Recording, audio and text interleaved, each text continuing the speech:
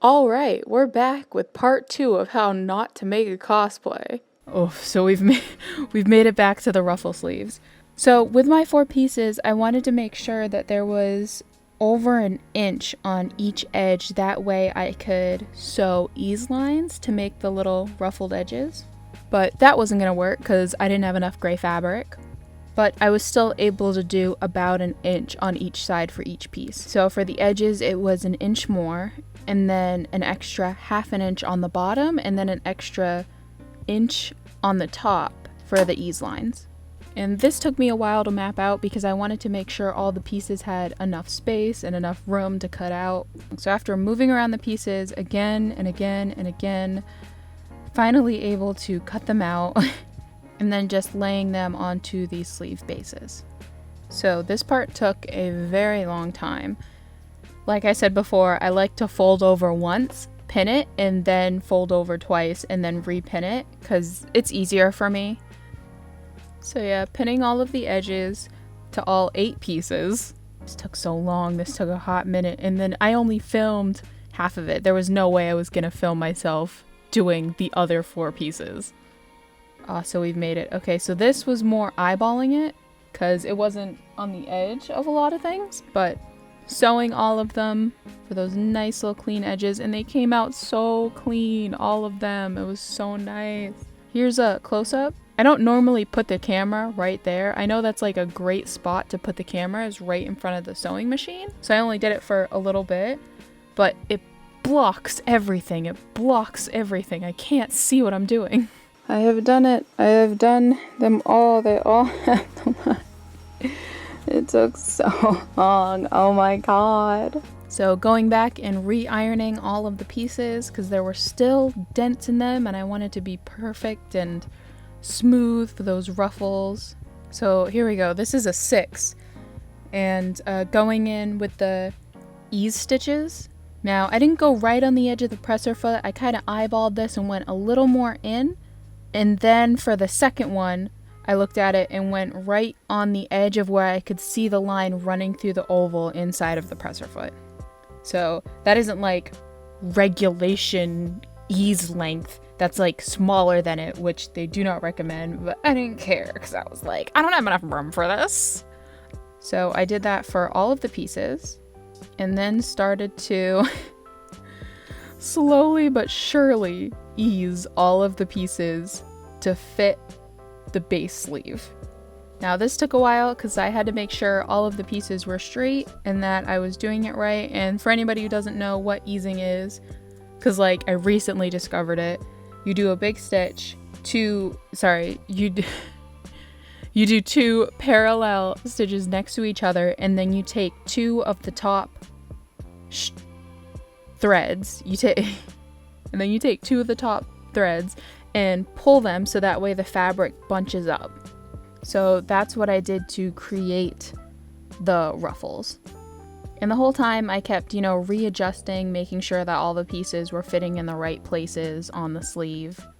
And I kept having to remeasure everything out because some were going way too low, some weren't eased enough, and to make sure that the spacing of all the ruffles look the same.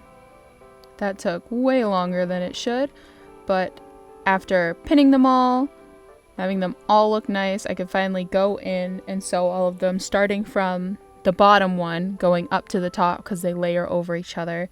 So I sewed right below the second ease line. That way I knew they were secure in there. Not that you'd be able to see because the ruffles layer over each other, but...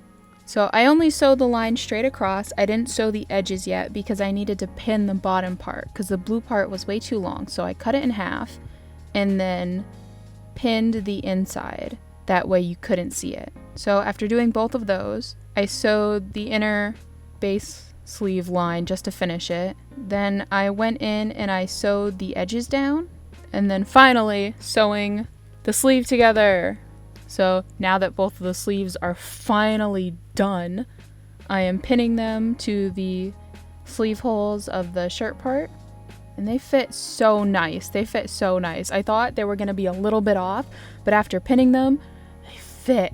So happy. So I sewed the sleeves in at a 1/2 inch, that way I could avoid the ease line, so when I flipped it around you didn't see the 2 lines for the top ruffle piece. Ruffle. Oh my god. I can't talk today. I shouldn't be able to converse at all. This sucks.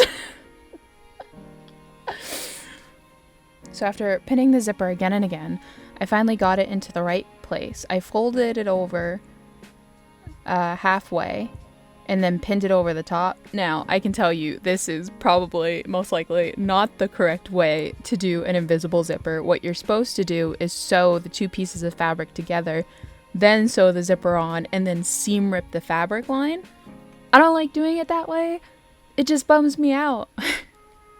So I do it the dumb way, and I pin it on the side of the invisible zipper, and then I get right up as close as I can with the needle and the presser foot, and I just sew it on there like a normal zipper. I don't know why I'm laughing. I'm supposed to be showing people like how I'm sewing and maybe giving like some helpful hints, and I'm like, so I did it the wrong way, and I'm never gonna do it the right way. So the zipper looking nice and just cutting off those extra little edges, and now just going into the top piece. Now for this edge, for the collar edge, I didn't fold over twice. This is where I started to get lazy. Now usually when I get lazy and it's like when I really want to finish a cosplay, I'll just stop filming and I'll stop taking pictures. But I was like, nope, I need to film all of my mess ups and all of my struggles this time. That way there isn't like a weird gap where I did something and it isn't shown. So yeah, I didn't fold over the edge. There's a bunch of loose strands in that collar. Not that anybody's gonna see it unless they come up and they flip over the collar and they're like, I see you didn't finish your edge there. Somebody did that to me though, I would be horrified. Oh, also, I screwed myself because I cut the edge of the zipper off. That way the zipper, when it zips up, it could just slip right off the top of it. I cut the stopper off. Which I thought would be okay, because I'm like, oh, I'm just gonna fold over the fabric at the top and then sew it, and I'm like, oh, there it goes, when I tried to zip it up in the end. But it's okay, I just kind of tied it off. And I had a problem starting in the beginning sewing the zipper, so I just went around it and then went back and sewed the other edge to the zipper. Oh, look at this, you fool. Oh, so here we go, the next issue. So like I said towards the beginning, I made ease stitches on the skirt because I thought the skirt was going to be bigger and I was going to ease it into the top part. Way wrong. The shirt part was way bigger, and I was so determined to make them fit, and I tried, and I was going lower, and I kept pinning it again and again and again, and it wasn't fitting, and it was bothering me so much. Look at you pinning that. Dummy dumb, look at that, stop. Oh, I can't. I'm so dumb. This is what happens when you don't measure things. This is what happens. So I couldn't end up pinning it, and I gave in and made ease lines onto the bottom of the shirt part, just mostly on the back part, because that was the part I was having an issue, and the front part looked good. It was just the back part that was too long and too big, and I still couldn't get it to fit. Again, out of 6 ease lines, parallel lines, and after pulling them and readjusting them, thank God, I finally got it to fit inside of the skirt. It took a little bit of, pushing and pulling, but it made it. So awful. It was so awful. I added the ease lines to the skirt because I knew one side was over slanted where I had sewn it together because of that awful pattern I had made. So I made the ease lines, that way I could ease it a little bit more towards that edge so the flowing part would be there. So here I am, finally sewing the top part and the skirt together, and I didn't end up going over with the zigzag to finish this. Kind of a mistake on my part because it kept getting caught in the zipper, but I was so done. I was like, I'm so close to finishing this. No one's gonna see it, and now I'm here telling people all of the things wrong with the inside of my costume. But hey, if you don't have time to finish something on the inside, no one's gonna see it. Just don't tell anyone though. Oh no. Oh, this took me like over an hour. So this edge, I thought I would finish nicely.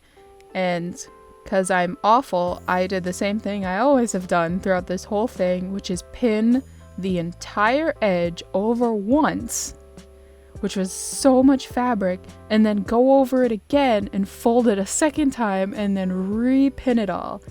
This took over an hour. I wanted the bottom to look nice because I was like, I can't not finish the bottom because then there's gonna be little strands flying off the bottom of my dress. So I was like, I'll just take the time and I'll finish the edge so that way it looks nice. This, I highly recommend doing this for like the edges that are very exposed. Just finish those edges, make sure you get in all those extra scraps and strands. It'll look a lot nicer in the end. We've made it sewing in that edge of the bottom of the skirt.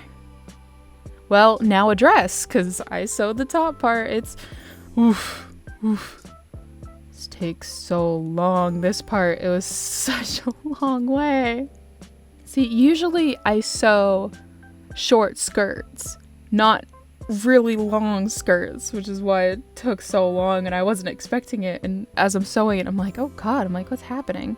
So I took the whole dress upstairs and decided to iron around the neck because that part was kind of bunching up and I wanted it to be nice and flat, and then sprayed along the whole edge some water and ironed it down. That way all the edges were flat and none of them were way wobbly than the others. Some of the seam parts were like flipping up, and I did that to kind of fix everything.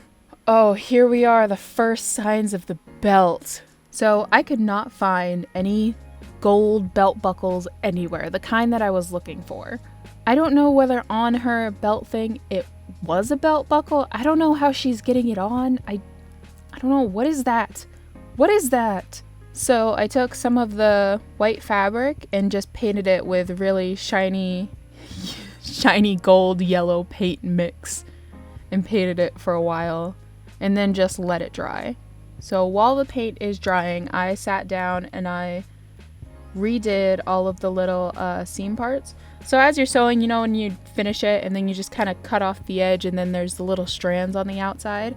So I went in and found all those little strands and took a needle and kind of pushed them all in and then tied them off on the inside. That way they wouldn't be on the outside, and then I cut them.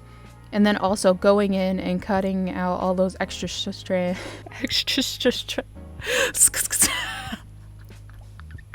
Oh my God. But yeah, and then going into the sleeves and cutting off all the extra little strands that were falling out. Before I used to just cut them, but now I poke them in and I tie them. That way that little part of the seam doesn't come undone. And then I did the same for the sleeves. This part was kind of awful. I'm gonna admit it was kind of awful. I traced out the neck part. That way I could do the lace for the top of the dress. Now this I was sewing into the inner shirt. That way it wasn't attached, even though when she bends down in the anime you can see like she isn't wearing an undershirt. I just thought it would be better if it was attached to something else.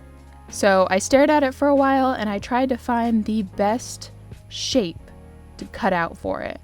And my first 2 attempts at this were not good. It did not go well. I cut out 2 pieces and I thought, oh, this will be perfect. I'll cut them and I will sew them together and I'll flip them inside out. So here's me sewing the lace together, and I don't sew lace, you know, I'm not good at it, so I try to avoid it. Just like sewing dresses, I thought this was gonna be an easy cosplay. I thought this was gonna be good, and it all went downhill. I mean, it came out nice in the end, but still. So I didn't like the way that piece went, so I decided to cut out another piece and attempt to use an X-Acto knife. That didn't work. I just cut it out normally with some scissors. And then I thought, oh, I'll just go in with a needle and thread and try to, you know, sew the edge together. That didn't work.